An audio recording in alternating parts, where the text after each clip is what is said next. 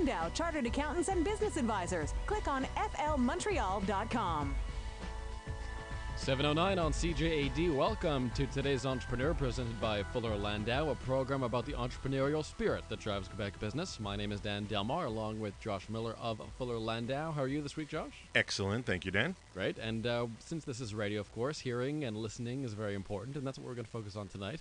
With us is Nick LaPearl of Sonomax Technologies, and I was just trying out Nick's new headphones, which are kind of cool, and we'll get to that in a bit. Nick, welcome to today's Entrepreneur. Thank you. Good to be here, guys. So we start by just maybe describing a little bit about what Sonomax is all about. So right now, Sonomax makes earphones and hearing protection that fit exactly to the shape of your ear. Okay, so we went through the experience just before going on air. Mm-hmm. So you have a funky-looking headband, which looks like an earphone that you put on. You flip a switch, and magically a Part A and Part B silicone mix together, go inside of this membrane that goes inside your ear, takes exactly to the shape of your ear. And 5 minutes later, you remove the set, you separate the funky-looking headband from the earpieces, and you've got yourself earphones that fit exactly to the shape of your ear. Exactly the shape. Are they like fingerprints? Well, we actually call them ear prints. So ears are more distinctive than fingerprints. So to think that, they're generically available, and even the multiple tips that you'll find at any of the stores, to think that could fit is almost statistically impossible. Mm. And I was telling Nick before that I was kind of freaked out because I can't recall a time in my life where sound was that blocked out. So it really sort of fits. It really sort of fills up your ear, and you really can't hear anything else. It's quite interesting. Now, where did this get started? This is today. You have this phenomenal product that you're out there, you're launching, you're continually developing. But where did this start? So it started many years back in the early 90s. My family has been in hearing healthcare since the early 60s. So my mother has been a pioneer in this space, and my dad joined her business. And so our dinner conversations at home were, constantly about hearing aids and hearing loss, and so that became, very, very common. And from there, at one point in 1992. 92, 93, after I finished another business, my mother said, why don't you come and join the family business and take a look at it? And frankly, it was a very good business, but I thought, the business model was difficult, for mostly expensive hearing aids, a low volume business. And really, I looked at it and discovered that younger and younger people were losing their hearing, and that there'd been really no innovation since the 60s.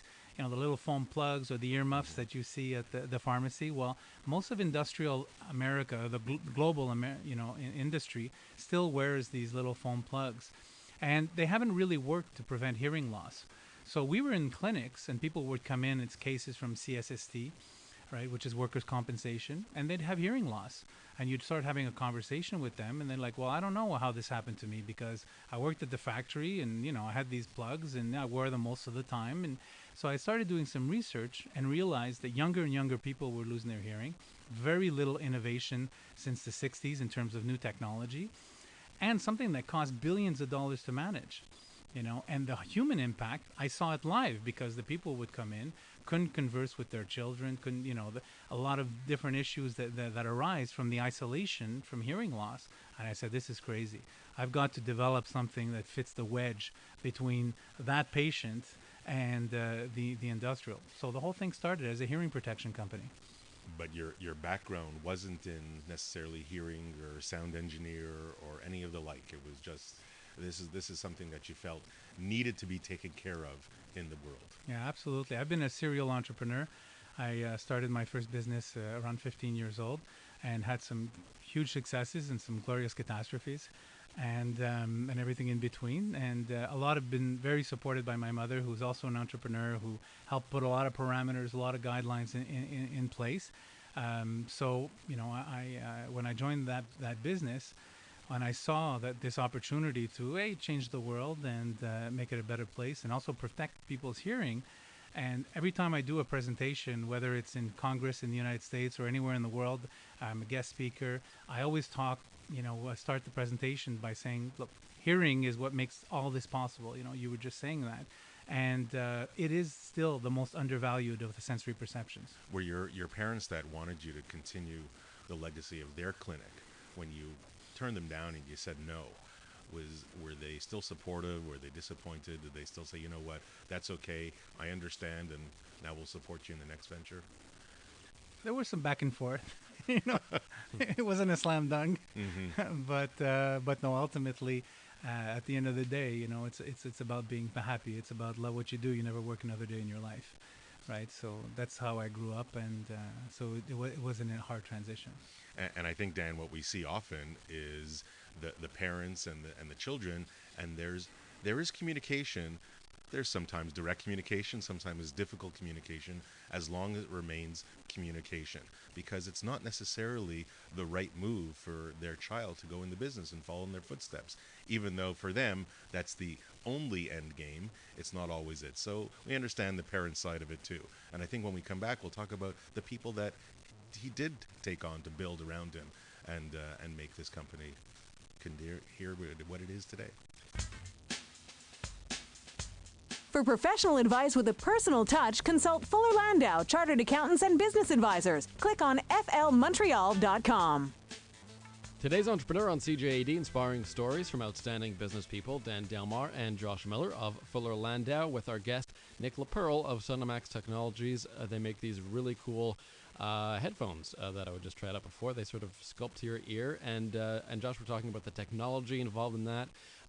With that very complex technology comes the need for very qualified people. The right people, and if you don't have that exact background, you got to surround yourself with the right people. Although even if you have a background, you still have to do the same. So Nick, maybe you can guide us a little bit through how you kind of started to build the team around you. Yeah, so it started with my partner, right? So Adam Schwartz and the Schwartz family helped put the necessary seed money together, and which was about $1 million at that time. And from there, we said, okay, what are the disciplines that we need? So we needed some mechanical engineering, and we needed obviously audio engineers, right? So the great interesting story is that there's one of my engineers, then one of the first guys goes and says, I'll take a course at the university, at the École de Technologie Supérieure, right? And he takes the course on acoustics, and he comes back. He says, the professor is really good. The school is really entrepreneurial. You should come to meet. So I go meet the professor, and I say to him, I said, so we start chatting, and I said, look, what I'm really looking for, okay, is I need somebody with a master's degree who wants to do a PhD in our technology, and we could work together as a co-op. And I lay the whole plan out for him, and he looks at me, he goes, anything else you want with that? You know? So he thought that was outrageous. I said, look, we need somebody, you know, really smart, really this, really that. And so he was like a little bit blown away.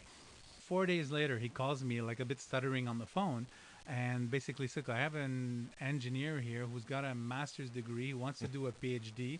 He has a master's in acoustics. He's from France, and his name is Voix. Jérémy Voix. Okay, I'm like, done. Okay? So he became a very, very critical component. And he was our CTO for about 8 years, and we developed the various versions of the product and software and hardware and everything. And then from there, we built, when he became a professor, we built a university research chair around him. So he became a professor, we did a research chair, and then he's now surrounded himself with about 7 really, really strong guys at the chair, and that's where we're working on the next generation things. So a little bit of luck, but you went out, this is what I want. It may or may not be out there, but got to go and get it and find it, and lo and behold, it happened. Yeah. Other than from a technology side, like from the operations, from looking to try and source any components, was that something that you were doing on your own, or did you also have other people that were involved in that part of the business? Yeah, so some of the engineers took on that responsibility, and my partner did everything hands-on. So we sort of split the business up into, I'm the outside guy, he's the inside guy. So I did, public relations, marketing, fundraising, and then he took care of the engineers and put the whole group together, and he became the resident cat herder. Would you describe your style? You have your team around you. Were you inclusive? Was it a democratic group? Did you always seek people's input, or were you more the type of maybe previous generations said, no, do that won't work, do that, do this? I think at the beginning everything is exciting and that you've got all kinds of confidence, so you're more like ordering people around, and then you realize that you're not getting anything from them, and then they're fighting back, or they're saying yes, yes, yes in a meeting, and then they're saying no, no, no. So you just said, I just sat here for a meeting for 2 hours. We all agreed to this, and nothing's going to happen. So it becomes something you have to learn a little bit about yourself, that people do want to be included, right? So How to get the most out of people and still survive. absolutely, And get what you want. absolutely. Nick LaPearl, our guest on today's Entrepreneur of Sonomax Technologies at 7:23 on CJAD. Wake up, know it all. The Andrew Carter Morning Show. Don't you think there's kind of something funny about everybody complaining? For professional advice with a personal touch, consult Fuller Landau, Chartered Accountants and Business Advisors. Click on flmontreal.com. 7:26 on today's Entrepreneur with our guest Nick LaPearl of Sonomax Technologies. Very interesting product, these headphones that sort of mold to your inner ear, and that, of course, Josh, requires a lot of R&D. Susan. And as we're talking about the research development, the product that's ever changing, and the people and the technology behind it, the research and development plays a huge part in your business, I know, as well as the tax credits that the Quebec government, I was about to say so liberally gives, but doesn't so liberally give as much anymore. So maybe you can kind of describe to us your experience with these R&D kind of tax credits and how it relates to your business. The first surprise that we had was that we found out that the federal tax credits, we can't get the cash because we were publicly traded. So we went public on the CTSX. So we had the tax credit, banked, but we needed the cash. So the provincial government was very good. So the programs were very, very good. So it's a function of putting the right people together. R&D is definitely a skill set onto its own. My big investors, and the vice chairman and the chairman of my board often say that this technology could not have been invented in a big company. It really was a bunch of very, very resilient people who basically closed the door, went into hibernation at each generation of the product, and came out with there are no other options than to make this work. Were there any major lessons learned when you were writing these R&D reports for tax credits, whether it's the wording or the type of technology that you were using? So at the beginning, we had some consultants come in, who work on the percentages, and then we didn't really document enough. So I would say, piece of advice to anybody listening: document everything, every conversation, over document as much as possible. And then over the years, we got approached by another more aggressive who did an analysis, did an analysis and said, "Oh, you guys are missing so much money." And we said, "Really? We thought we were doing it right." Now, over the years too, you stop wanting to pay the 20% commission, and you said, "Oh, we'll do this internally," and you get a little bit better. And then he came in, so of course he played off our insecurities and rejigged the whole thing. And we sat back going, "Wow, we're going to get an extra $1 million." So that was funny for about 2 years until we got audited. And we're now just getting out of it, right? So it's really, and the program has changed also over the years. They were a lot more liberal, and then all of a sudden, everything. Frankly, to be honest with you, I think the way it went too far, right? So like I was saying at the beginning, my partner Adam Schwartz ran all R&D, but because he assumes the position of executive vice president, everything he did was discounted. Now we're a 12 or a 20 person team, and he runs 15 of them. So that R&D would not have happened without him. So the fact that he's not eligible doesn't make sense. 90% of our activities are R&D. So why is the CFO who handles all this, why isn't he eligible, right? It's all about role playing and developing exactly who's supposed to do what, and that's not always easy, especially when you're talking about a business that's growing and that has a number of investors. And we're going to come back to that after the break. Nick LaPearl, our guest of Sonomax Technologies. This is today's Entrepreneur on CJAD at 7:30. Let's head to the For professional advice with a personal touch, consult Fuller Landau, Chartered Accountants and Business Advisors. Click on flmontreal.com.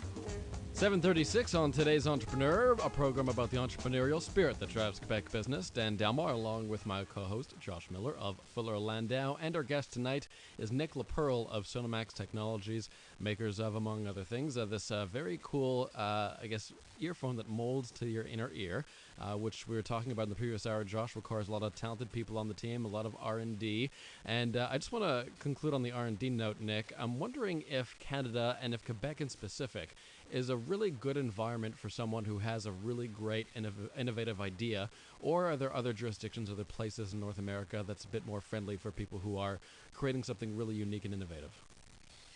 I think if I may, Dan, I'll kind of jump in a little bit and say that, there's a couple of perspectives, and I think Nick will give you a perspective from a talent pool and where maybe you can find people from a tax aspect.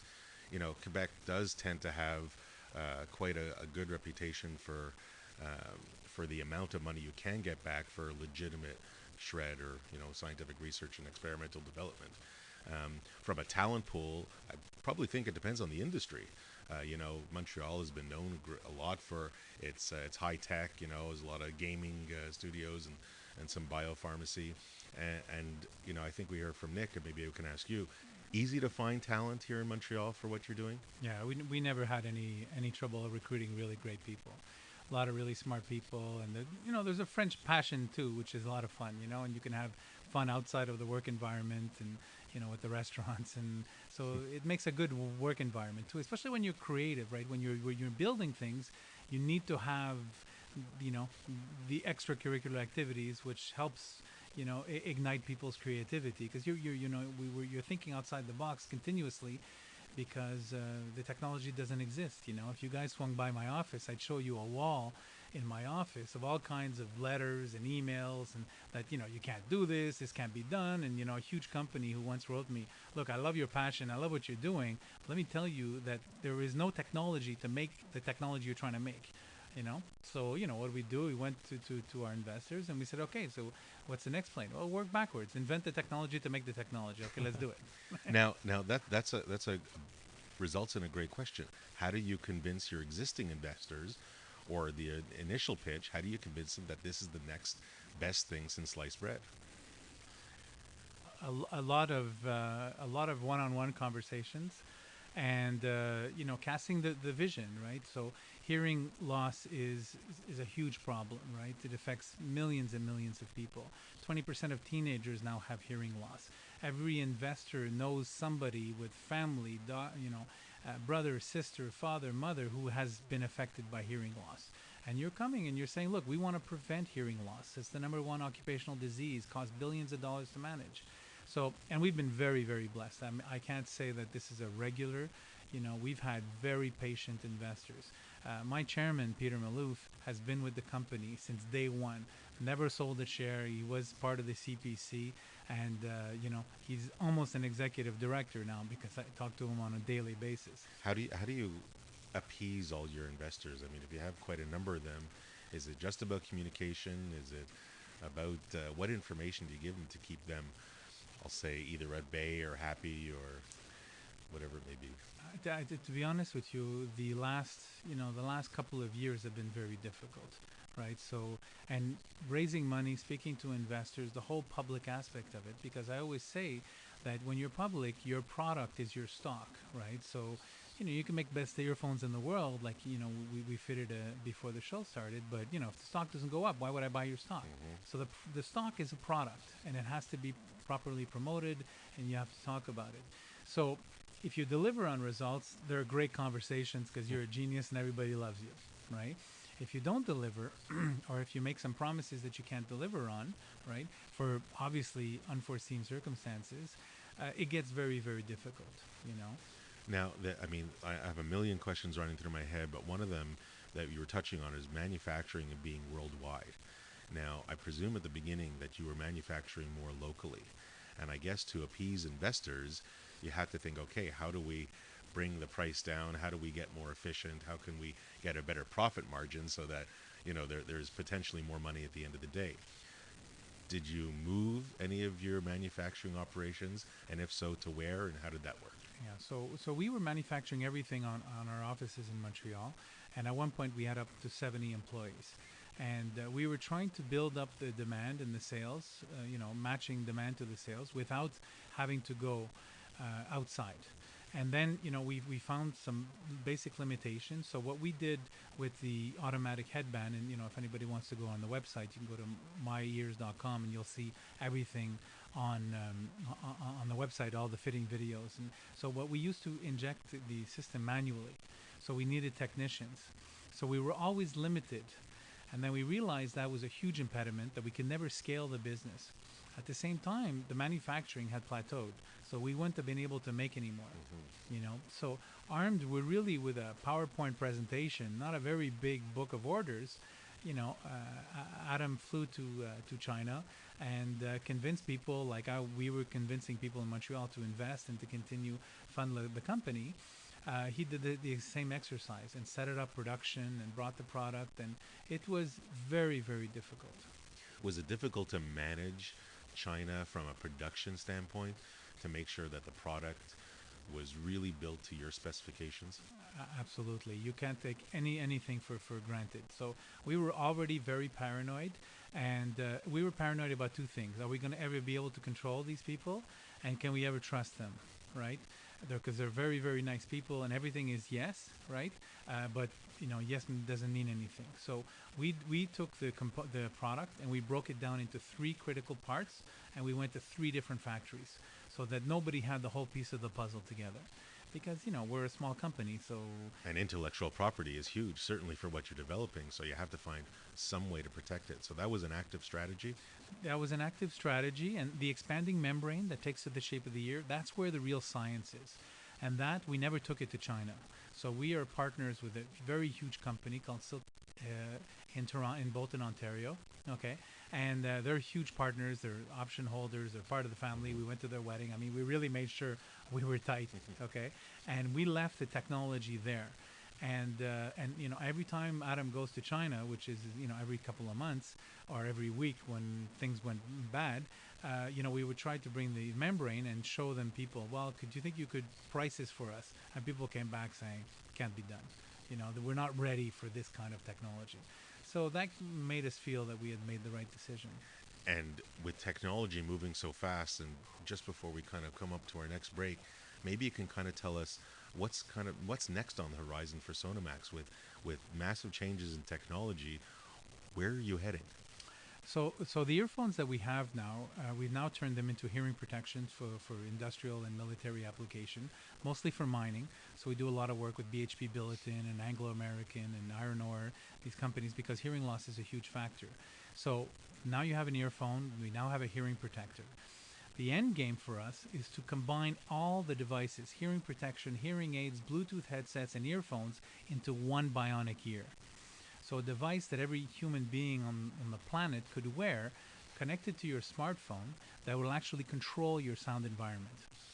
Talk about reinventing yourself. It's like really reinventing, gives it a whole new meaning. Thank you very much, and I think we're coming up next with Nick Moratis. Yes, And tax partner at Fuller Landau, and we're going to talk about just that, the tax angle, and if you are an innovator, how do you practically, get some tax benefits from the government? So we'll touch on that with Nick. For professional advice with a personal touch, consult Fuller Landau, Chartered Accountants and Business Advisors. Click on flmontreal.com. 7:48 on today's Entrepreneur, inspiring stories from outstanding business people. Dan Delmar and Fuller Landau's Josh Miller with you. Our guests this evening, Nick LaPearl of Sonomax Technologies, and we also bring into the conversation Nick Moratis, tax partner at Fuller Landau. Josh, and of course, when you're an innovator, getting those tax credits, really helpful. Absolutely, and part of the story that we heard from Nick and Sonomax was, while it started out private, it did become a public company relatively quickly. And there are implications, there are tax implications when you're going to become a public company. And I'll turn to Nick now and kind of open the floor and say, Nick, what list of things should entrepreneurs know about before they finish with their IPO? I'm assuming it's this Nick you're talking to. Yes, this Nick. It's interesting because a lot of what we do in tax with the owner managers is to set up exit strategies for them. We're creating trusts. We're bringing in family members. So we're looking to capitalize on capital gains deductions. We're planning to ensure the small business deductions are available to the businesses, etc. And when someone in town comes along and says, well, we're on the road to being a public company, a lot of these benefits could disappear if we're not very careful. And it does require a planning process before it. Sometime many years ago, somebody in Parliament got up and said, well, wait a second, let's protect these entrepreneurs. We came up with a simple little section of the law that says you will be able to protect all this by doing this. It seemed to be a very convenient way of doing it and very simple. But then once you start getting into law and once lawyers started writing the law, you got into situations where if you didn't do anything, chances are you were going to lose these benefits anyway, because the process of becoming public isn't that simple and can take a long time. So what kind of tangible benefits, like from a dollar aspect, can fall off the table?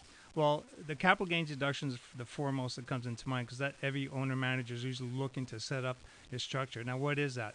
If an owner manager sells the shares of his company that runs his business, he can the first $750,000 of gain, he will not pay any taxes. So you're saving roughly $190,000 of taxes that is being avoided.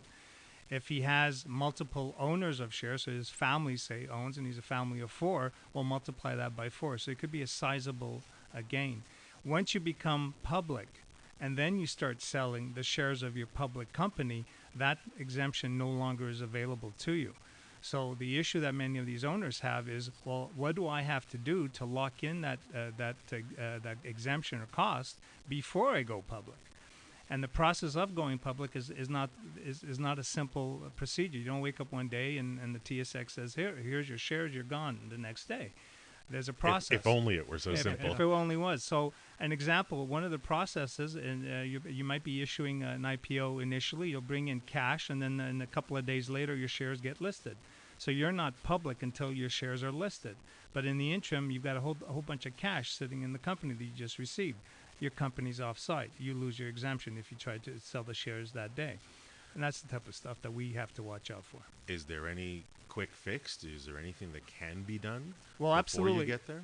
Again, Parliament thought they had a quick fix. There was a section of law, very little fees. You fill in a form, you send it in with your tax return, and voila, you got yourself protected. But in that little situation that I just described, which is very common, if you did that procedure and nothing else, you've just lost your exemption. So what we tend to do is we tend to go back during the process of the IPO issue. We start reorganizing your shares. We start reorganizing the companies, and especially if you're maintaining a significant interest going forward. And basically what we're doing is we're crossing our fingers that you're going to go public, and we're triggering these capital gains. It is on paper, but to protect you. So that's some of the stuff that we look at to do. Today's Entrepreneur on CJAD. After the break, more with Nick Moretus, tax partner at Fuller Landau. For professional advice with a personal touch, consult Fuller Landau, Chartered Accountants and Business Advisors. Click on flmontreal.com. Today's Entrepreneur on CJAD, our guests are Nick Leperle of Sonomax Technologies and Nick Moretus, tax partner at Fuller Landau. And we were talking about when we left, just before you go public, there's certain advantages that companies and individuals might lose. Nick, maybe you can continue on with that list and kind of where the drawbacks are.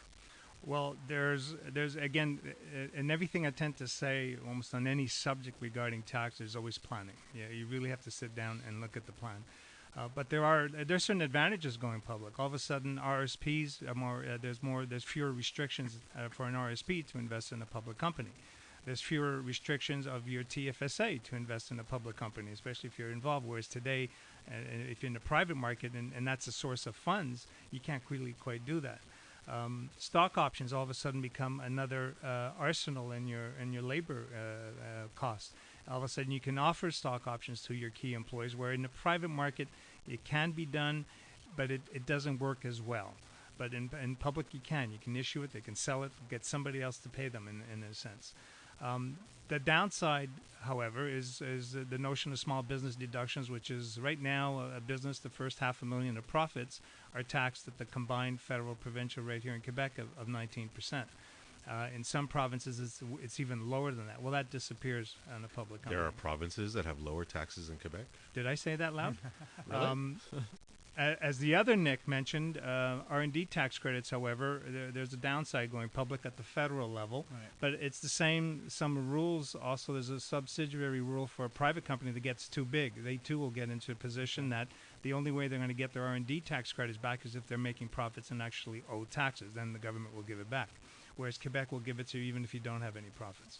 Other stuff that in a private enterprise that you'd be looking for is these tax-free dividends that we in our jargon call CDAs, which is this is something that disappears when you become public. So if you didn't take the steps to pull out this tax-free dividend for you, well, say goodbye the next day, and that's going to save you. You know, most dividends nowadays are taxed roughly 1/3. That's a lot of money. There's other tax pools within private companies because there's a whole regime of taxation in private companies that you need to go through to say, well, can I pay myself dividends? What can I do to take out this money that the government would owe me? Is there capital that I've invested in that I should be pulling out now because the notion of capital with a public company isn't there? That's some of the stuff that the plan, and it doesn't happen again the week before my stocks get listed on the TSX or in the venture exchange. I think, and that's certainly the takeaway from what you're saying, Nick, is all these items that can fall off the table. They don't necessarily have to, as long as you think ahead. Planning. It's always a question about planning. Thank you very much. You're welcome. Now we'll turn to Nick LaPearl, Sonomax, and ask our very famous question. Nick, what one piece of advice would you give to today's entrepreneur? I'd have to tell you that once you have fixed your vision of what you're trying to accomplish, you just walk through the obstacles, right? Just have constant perseverance. We've been at this for 12 years, okay, 14 since you talk about the beginning. So with our board and with our management team, so we certainly abide by that. So I think, look, you have the vision. There are going to be obstacles. There's so much resistance to change. When I fly to Africa or to Australia, I'm just amazed that I took a plane to get there with the amount of resistance there is to change in the marketplace, So. And I thank you very much, Nick. And I think, Dan, other than the perseverance, I mean, it's really a labor of love. It becomes that true passion that drives.